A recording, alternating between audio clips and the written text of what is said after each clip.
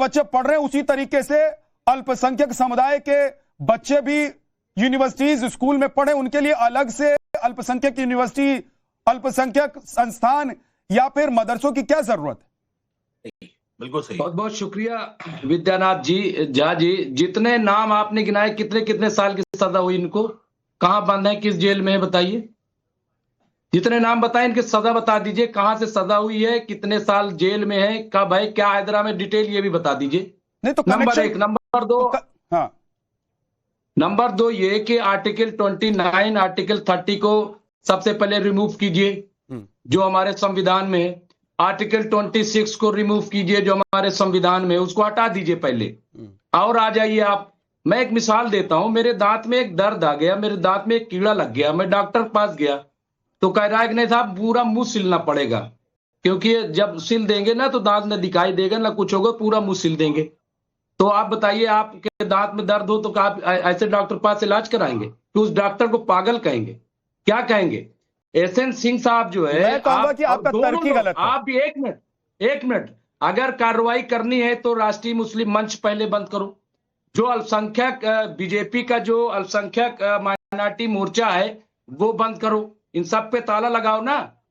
अगर आपको लग रहा है सर वहां से किसी के आतंकी कनेक्शन का कोई सबूत नहीं है, कोई कनेक्शन नहीं सामने आया। अल-फलाह यूनिवर्सिटी से जो हर दिन नए खुलासे हो रहे हैं, मैं कह रहा हूं इतने बड़े बड़े डॉक्टर इतनी बड़ी यूनिवर्सिटीज में पढ़ने वाले वीडियो जारी करके कह रहे हैं कि भाई धर्म के नाम पर क्या करना चाहिए। इसका मतलब यह है कि कट्टरता और विचारधारा ने, चाहे यूनिवर्सिटी कितनी भी बड़ी हो, चाहे कहीं भी हो, उनको लगता है कि ये सेफ जगह है, ये सेफ पैसेज है उनके लिए, जहां से वो अपनी विचारधारा को, कट्टरता को आगे बढ़ा सकते हैं। विद्यानाथ जी इन्होंने पूछा कि बंद कौन है तो इनको बताइए नहीं, इमरान बंद एसएन सिंह जी एक एक करके, एक मिनट रुक जाइए। आप इतने सारे नाम, हाँ, लेकिन आप ये बताइए जो आप कह रहे हो, अभी कल ही इलाहाबाद हाई कोर्ट ने विद्यानाथ जी, जाजी 29 साल बाद इलियास नाम के एक शख्स को बस 1996 में बस धमाका हुआ था, कल रिहा किया।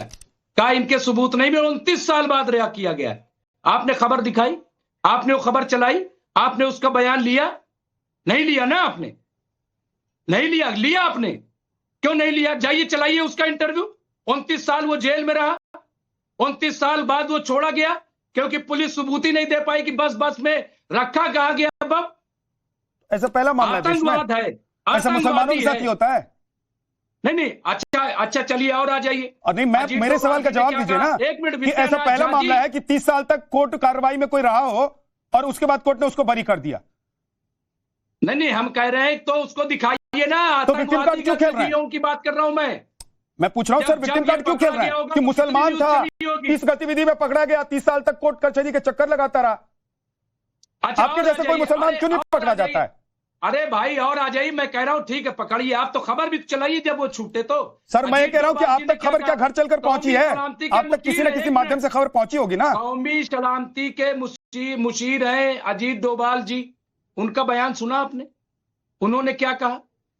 उन्होंने कहा कि पाकिस्तान जो है नेटवर्क ISI वो मुसलमानों से ज्यादा हिंदुओं को अपॉइंटमेंट कर रही है अपने काम के लिए, और पकड़े भी गए हिंदू सब, ज्यादातर उनमें तादाद हिंदुओं में है जो कोई विक्टिम कार्ड खेलने नहीं आया ना सर। तो क्या किया जाए? एक मिनट और आ जाइए। अभी जो मिनिस्टर ने कहा कि वहां पे अल-फलाह अलीगढ़ यूनिवर्सिटी में क्रिकेट, तो क्रिकेट तो अभी पाकिस्तान से हमारी इंडिया टीम ने भी खेला, तो क्या करें? जिन्होंने खिलवाया उनके खिलाफ कार्रवाई करें। सर क्रिकेट खेल के बताइए ना भाई, क्रिकेट खेलना अपनी कट्टर विचारधारा को, बेवकूफी की बात है ये। क्या बेवकूफी की बात है? ये बेवकूफी की बातें हैं कि क्रिकेट खेलकर कोई कट्टरता और कट्टर विचारधारा को पहन लेता है, ओढ़ लेता है, या ये बेवकूफी की बातें हैं कि किसी संस्थान, संगठन या किसी यूनिवर्सिटी में रहकर उसको लगता है कि नहीं यहां पर बड़े आराम से मैं अपनी विचारधारा को, अपनी कट्टरपंथी सोच को आगे बढ़ा सकता हूं, इसलिए बंद करो। और वो सारे संस्थान ऐसे क्यों निकलते हैं जो अल्पसंख्यक हैं? नहीं, आप ये बताइए, छोड़िए सब जो मंत्री ने बयान दिया, आप इत्तेफाक करते हैं क्या सब बंद कर दिया जाए? मैं सवाल पूछ रहा हूं आपसे। नहीं, आप ऐसी विचारधारा, ऐसी कट्टरता अल्पसंख्यक यूनिवर्सिटी से ही क्यों निकलती है सर? मदरसों से ही क्यों निकलती है? मुझे बताइए।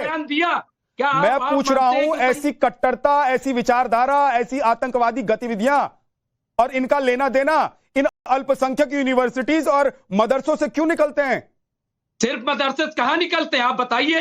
प्रियंका शर्मा कहां की पड़ी हुई है? डॉक्टर प्रियंका शर्मा, वो भी तो अरेस्ट हुई है।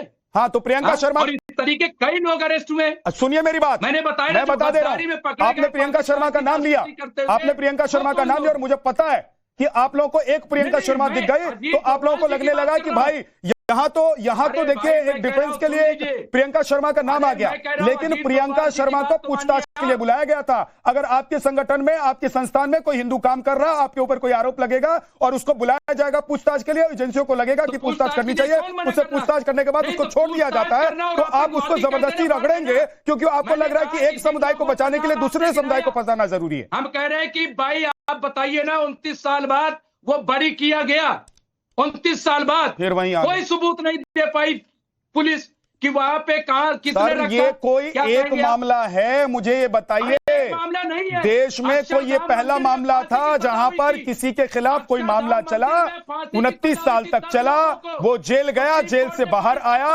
और उसके बाद कोर्ट से बरी हो गया। अरे भाई, आपको तो खुश होना चाहिए कि 29 साल बाद कम से कम इस देश में न्याय की व्यवस्था ऐसी है कि 29 साल लग गए लेकिन न्याय मिली उसे। तो न्याय की व्यवस्था है ना, लेकिन ये बताइए, अगर आज का दौर होता तो योगी जी तो बुलडोजर चलवा देते, योगी जी हो सकता है एनकाउंटर करवा देते। ये तो 96 का मामला है, तो इसलिए वो मुकदमा चला तो उसको इंसाफ मिल गया।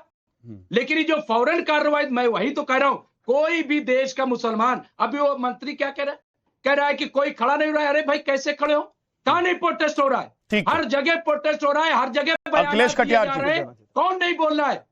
सब बोल रहे हैं ना सर। दिन रात आप जैसे लोग एक तरफ कह रहे हैं कि ब्लास्ट जो हुआ, धमाका, वो गलत हुआ, दूसरी तरफ आप जैसे ही लोग कह रहे हैं कि एक समुदाय को, एक धर्म विशेष के लोगों को टारगेट किया जा रहा है। अखिलेश कटियार जी, मेरा सवाल यह है कि देश में अगर एक संविधान, एक विधान, तो एक शिक्षा नीति, एक व्यवस्था, और एक ही तरीके से बच्चा मेरा हो, आपका हो, चाहे मुमताज आलम रिजवी जी का हो, शादाब शम्स जी का हो, हर बच्चे के लिए एक ही व्यवस्था हो, क्या दिक्कत है इसमें? अल्पसंख्यक यूनिवर्सिटीज, अल्पसंख्यक संगठन, अल्पसंख्यक इस तरह के जो जितने भी संस्थान हैं, उनकी क्या जरूरत है देश में? ऐसा तो है नहीं कि दिल्ली यूनिवर्सिटी में जिन कॉलेजों में अल्पसंख्यकों को रिजर्वेशन नहीं है, या लखनऊ के किसी सेंट्रल यूनिवर्सिटी में या वहां की यूनिवर्सिटी में रिजर्वेशन नहीं है, वहां पर बच्चों को कम पढ़ाई मिलती है और कम मौका मिलता है। अखिलेश जी, नहीं, मुझे 2 मिनट का समय दीजिए जा साहब। हम लोग समाजवादी लोग तो शुरू से ये नारा लगाते रहे कि शिक्षा का उद्देश्य मान राष्ट्रीय एकता एवं स्वाभिमान। चपरासी का बेटा हो या राष्ट्रपति की संतान, सबको शिक्षा एक समान। तो एक जैसी शिक्षा हो, समान शिक्षा हो, अनिवार्य शिक्षा हो, इस नियत से लेके तो आओ। उसके पीछे कोई वजह हो, लेकिन देश में समान शिक्षा, अनिवार्य शिक्षा, मुफ्त शिक्षा, ये एक प्लेटफॉर्म बनाओ। उसका एक मकसद हो, इससे तो देश में काया पलट हो जाएगी।